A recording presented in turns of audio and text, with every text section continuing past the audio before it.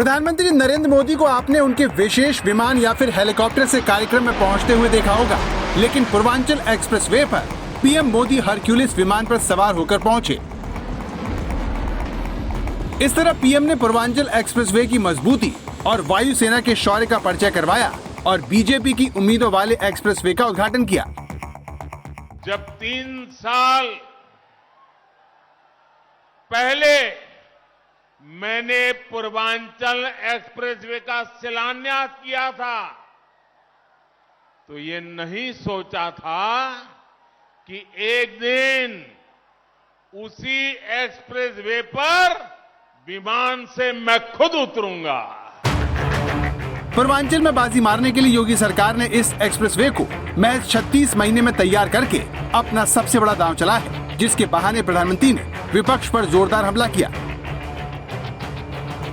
पूर्वांचल को लेकर बीजेपी की अपनी बेचैनी है, जिसकी वजह यूपी के इस इलाके का राजनीतिक इतिहास है। साल 2007 में यहाँ पर मायावती की पार्टी ने सबसे ज्यादा 85 सीट जीतकर सरकार बनाई थी। साल 2012 में समाजवादी पार्टी ने पूर्वांचल से 102 सीट जीतकर अखिलेश यादव के मुख्यमंत्री बनने का रास्ता साफ किया था, लेकिन साल 2017 में यहाँ पर कमल खिला और बीजेपी ने 115 सीट जीतकर सबको चौंका दिया। यानी पूर्वांचल ने पिछले 3 चुनावों में दोबारा किसी को अपने यहाँ नहीं जिताया। यहाँ का ये वोटिंग पैटर्न बीजेपी की चुनौती बढ़ा रहा है, तो विपक्ष का हौसला।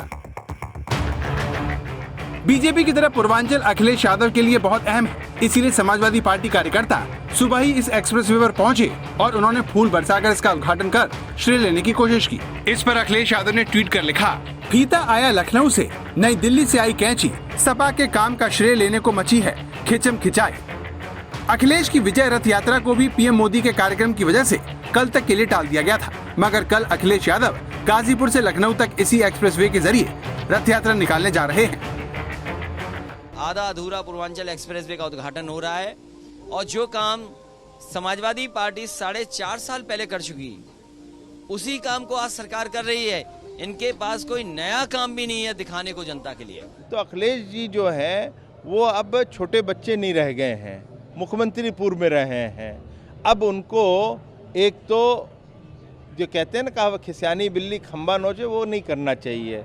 और दूसरे अब छोटे बच्चे नहीं हैं कि वो बात बात पे रोने लगें।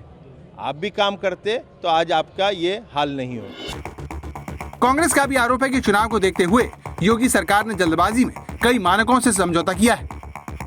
जो चौड़ान थी वो भी कुछ कम की गई है और जो क्वालिटी थी उसे घटाया गया, वो चिंता का विषय।